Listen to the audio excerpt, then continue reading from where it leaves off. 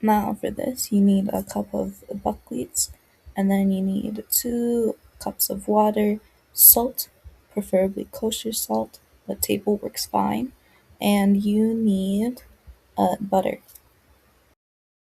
Before starting this, you have to understand your buckwheat has to be roasted. You can't just use raw buckwheat. Now, this is the buckwheat I'm going to be using, and I'm pouring in a cup and I'm putting it into a medium or small sized bowl before I start the flame. 1 cup water,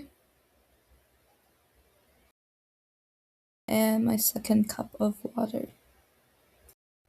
Add in a generous amount of salt.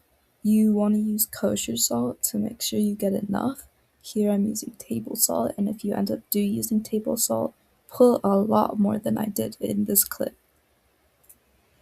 Okay, now you want to add your butter, and don't be shy. Make sure to add enough, but not too much. Actually, you can never go wrong with too much. And then once that's all done, you want to put your stovetop onto the highest setting and let it boil with the lid off. Once that boils, you want to put your stovetop to the lowest setting possible.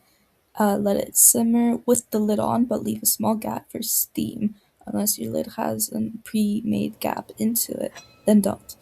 And then you're basically done.